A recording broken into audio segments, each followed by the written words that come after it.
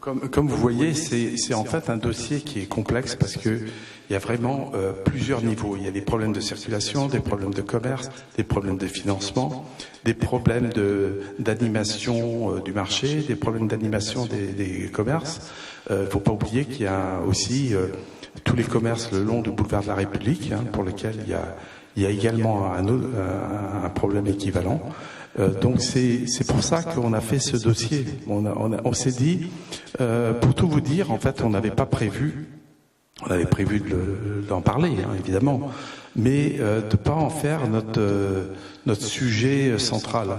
Et en fait, quand dans la garenne d'information de janvier, je crois, de janvier, était dit que en 2014, la place serait faite en même temps que le parking.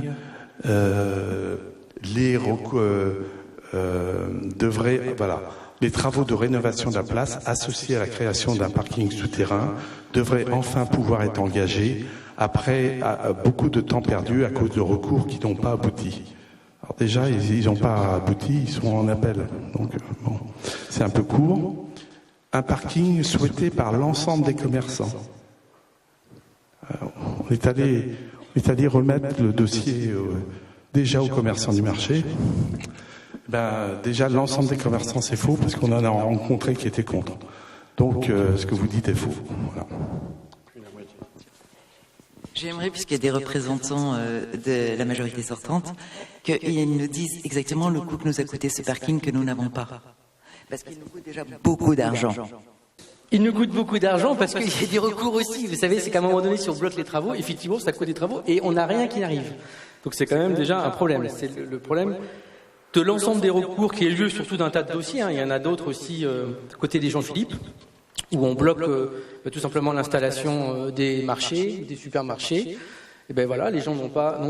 Est-ce que vous pouvez répondre à la question? Oui. Donc je dis les recours. Non, déjà. La question n'était pas sur les Jean-Philippe pour l'instant. La question est sur les recours. Sur le coût du parking qu'on n'a pas. Calmez-vous, je veux dire. Laissez-moi répondre. Vous me demandez, laissez-moi répondre. Non, mais on vous demande une question. Je vous dis que malheureusement, la ville subit des recours permanents, mais comme la médiathèque, comme et autres. Oui, mais la médiathèque, il y en a eu. Les Jean-Philippe, il y en a. Le parking, il y en a. Christophe, reprends le micro, je vais répondre à sa place et vous allez me dire si je réponds correctement. Ben non, vous répondez pas bien. Et donc, non. le parking coûte 8 millions. Je suis désolé, Jean-Philippe, là, tu dépasses les bornes. Je dépasse les bornes. Non, tu dépasses les bornes. Tu dépasses les bornes. Vous dépassez les bornes. Je suis en train de vous donner un chiffre. Le parking coûte 8 millions. D'accord? Un parking coûte 8. Non, combien il a coûté jusqu'à présent? Mais combien il coûte par heure? Parce que évidemment, si on l'empêche, le contrat a été suspendu. Et donc non mais Jean-Philippe, s'il vous plaît, pas votre question. S'il vous plaît, Jean-Philippe. Très bien. Non, je vous laisse accompagner ça de dire que c'est à cause de Christophe Conoué. J'ai pas de souci, mais juste donner le chiffre.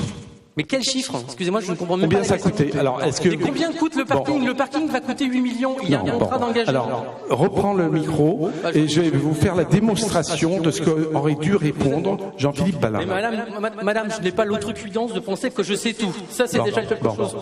C'est une agression, mais c'est un vrai scandale. Oui, allez. Vous posez des questions, vous posez des questions raisonnables. Mais non, attendez, laissez-moi. Enfin, je veux dire, on me demande de prendre la parole. Vous avez vu que j'ai fait très attention à respecter votre temps de parole. J'ai jamais intervenu pour essayer de vous couper. Justement, tenez ça jusqu'au bout. Tenez ça jusqu'au bout. Très bien, donc ne venez pas m'agresser. Je veux dire, soyez un public raisonnable. Jean-Philippe, s'il te plaît. Merci. Je vais juste dire, Jean-Philippe, que c'est très détestable, quand il y a une question précise qui est posée, de parler des Jean-Philippe. Voilà. Donc c'était ça, c'est juste ça. Je finis et je vais donner la réponse que vous auriez dû donner. Ce parking, il a coûté plus de 1 million d'euros aujourd'hui. Pourquoi? Parce qu'il y avait un contrat de délégation de service public qui a été signé en avril 2010 et qui prévoyait un plan prévisionnel des dépenses, et face aux dépenses étaient prévues des recettes prévisionnelles qui étaient entre autres la subvention de la ville. Quand ce marché a été signé, La municipalité savait très bien, je l'avais dit, j'ai fait un courrier au préfet, je l'avais annoncé, ils savaient très bien qu'il allait y avoir un recours. Et ils ont commencé à payer des échéances théoriques, comme si le parking était en train de se dérouler. Donc il y a eu quelques sondages et ils ont versé les subventions au calendrier tel que c'était prévu dans le budget prévisionnel. Et ils ont mis un certain temps à arrêter la machine. Et le temps qu'ils arrêtent la machine, il y avait 880 000 € qui étaient payés, plus les frais d'entretien de rotateurs, etc., etc. Voilà. Donc plus de 1 million. Alors, et ça, pour moi, c'est une faute de gestion. Et vous avez vous parliez d'outrecuidance.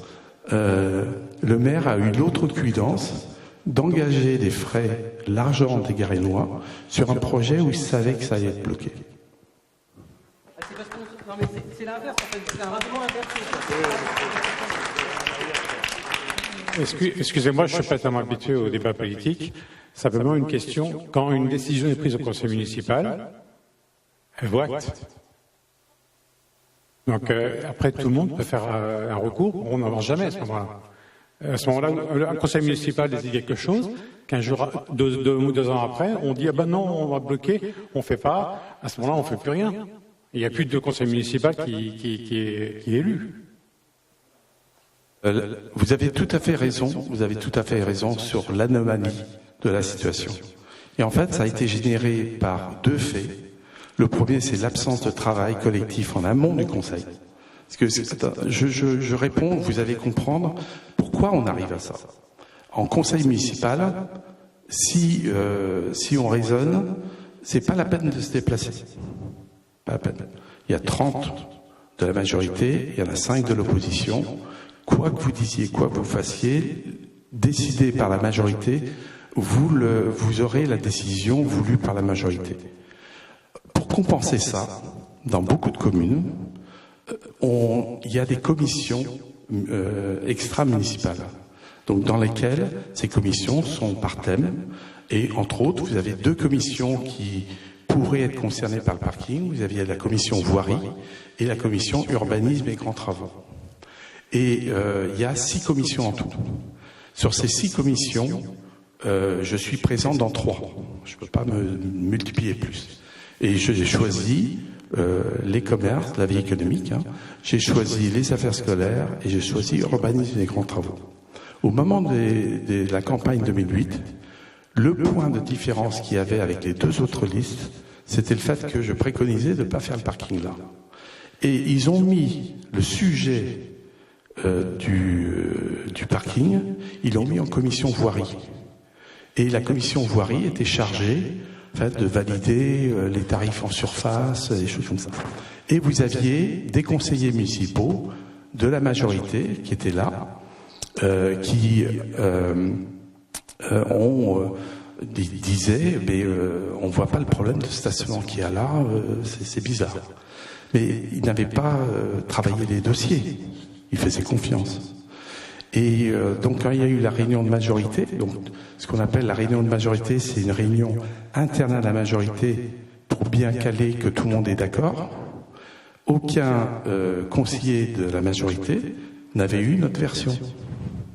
Et donc quand nous on a travaillé le dossier et qu'on a montré que contrairement à ce que disait Jean-Pierre Hervaux, les études n'étaient pas unanimes, les conclusions, il y a une étude Sarico, je m'en souviens très bien parce que on l'a vraiment travaillé, qui disait que le parking n'était pas bien localisé.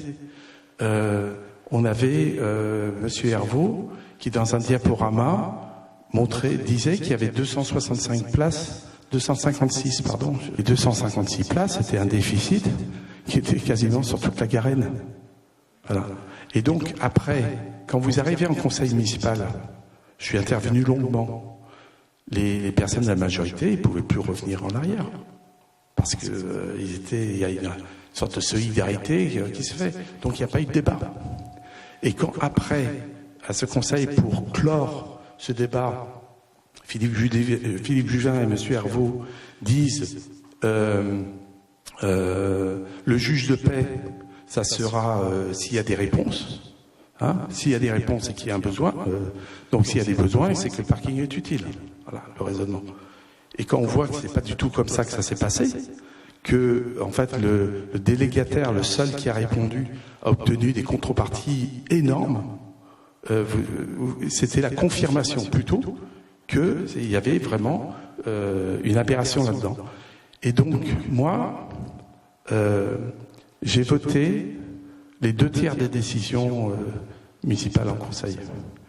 Donc 50% c'était des décisions unanimes, et il y a 15% sur lesquelles j'ai voté avec l'équipe sortante. Et il y a des sujets sur lesquels je me suis abstenu parce que, à cause de cette absence de réunion de commission, il y a plein de points qui auraient pu être facilement améliorés, qui n'ont pas été. Et puis il y a des points sur lesquels j'étais contre. Et effectivement, je suis quelqu'un foncièrement ouvert au dialogue et aux échanges. Mais quand je suis contre et que j'estime qu'il n'y a pas eu débat, est-ce que quelqu'un a eu un conseil de quartier dans le coin? Donc effectivement, c'est pas normal. Mais il y a un moment donné, on ne peut pas se résoudre à simplement passer sous silence les manœuvres et faire comme s'il y avait eu débat. Attendez, il y a une question ici, madame, je vous donne la parole après. Christophe, pardon, excusez-moi. Christophe, il y a juste un complément. À partir de quand une décision de conseil municipal peut être appliquée à ce moment-là? Moi, en tant que maire, je veillerai. Oui, non, voilà. Je vous promets que je l'écrirai pas. Non, mais voilà. Non, et en plus, je vous ai promis de pas cumuler avec d'autres mandats électifs. Donc soyez rassurés. Non, mais à partir de quel moment, c'est là où je dis, c'est vraiment le rôle du maire, c'est de rechercher au maximum les décisions collectives. Je vais prendre un exemple. Il y a 2 exemples qui m'ont frappé, qui sont très révélateurs de la personnalité du maire sortant. Le premier, c'était, il y a eu un vote sur la rénovation de la piscine. Parce qu'on a découvert que l'investissement de la piscine, le truc, c'était vraiment hors de portée du budget actuel, et il fallait se résigner au minimum à le reporter dans le temps. Et donc, il a été voté, parce que la piscine nécessite des travaux de réparation, ce qu'on pourrait appeler du rafistolage. Bon, moi j'ai voté pour. J'ai voté pour en disant, et j'ai expliqué, quand je vote pour, j'explique autant que quand je vote contre. Et j'ai voté pour, et en disant qu'effectivement, pour le moment, ce qui est important, c'est d'essayer de limiter le gaspillage d'énergie qui est généré par cette mauvaise structure de la piscine. Et le maire est intervenu en disant, mais Monsieur Conoué, vous n'avez pas toujours voté comme ça, vous avez déjà voté contre ce truc-là, etc. Parce que évidemment, les autres opposants ont voté contre en disant, il n'y a qu'un faucon, hein. 17 millions, donc on est contre cette sparadrap sur la jambe de bois, enfin on peut prendre les formules, voilà. Donc j'ai fait preuve de responsabilité là-dedans, et le maire était quasiment vexé, ou je sais pas ce qui s'est passé, mais il voulait absolument montrer que j'étais contre ce point-là. Le deuxième exemple, c'est l'espace d'insertion économique qui a lieu, qui se tient sur la place du rond-point de l'Europe, à la frontière entre Bois-Colombes et la Garenne. Et donc, ce centre d'insertion a d'excellents résultats en termes de retour dans l'emploi. Et donc, c'est un sujet qui est financé par le département, etc. Et donc, il y a eu le rapport et la décision de reconduire cette démarche. Et j'ai voté pour. Et les socialistes ont voté pour également. Unanimité. La réaction de Philippe Juvin, ça a été de dire, oui, mais vos amis au Conseil général, ils n'ont pas voté pour. Bon, voilà. Donc, je veux dire, pour moi, il y a un état d'esprit qu'on peut installer avec des vrais travails collectifs en commission. Et il y a plein de sujets sur lesquels on peut vraiment décanter beaucoup de problèmes et éviter d'en découvrir. Et puis il y a des sujets sur lesquels on peut ne pas être d'accord. Hein, je veux dire, mais vraiment, je pense que ça limiterait grandement. Et j'aurais été... En plus, je trouve que c'est un peu idiot de raisonner comme ça, parce que c'est prendre des risques.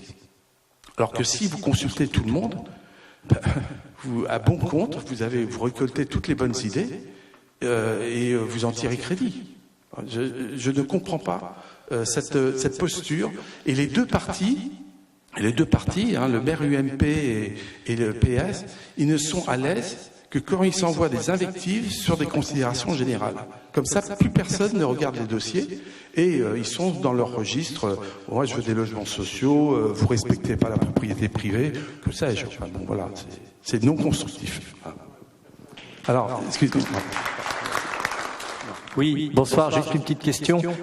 Pour en revenir sur le coût du parking, mis à part les 1 million d'euros qui ont été payés par la ville jusqu'à présent, est-ce qu'il y a d'autres engagements qui existent si par extraordinaire ce parking ne se faisait pas ou pas dans les conditions prévues? Merci. Bon, effectivement, le gros problème... oui, si c'est trop violent comme son, vous me le dites. Hein, j'essaye de. Je suis pas habitué. Voilà. Il y a le gros problème de ces contrats. C'est des contrats complexes. Donc délégation de services publics ou partenariat privé-public. Et donc la municipalité, quelle qu'elle soit, hein, quand elle négocie ce genre de contrat, elle a en face d'elle quelqu'un qui ne fait que ça. Donc les services juridiques, ils vous mettent dans un article tel alinéa, vous faites appel à des juristes, mais ils ne sont pas forcément spécialisés là-dedans. Et ce contrat-là prévoit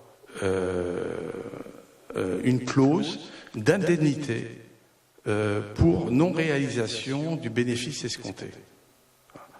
Et ça, c'est quelque chose qui est prévu dans le contrat, que là aussi, Philippe Juvin a signé en prenant un énorme risque pour moi une question d'orgueil.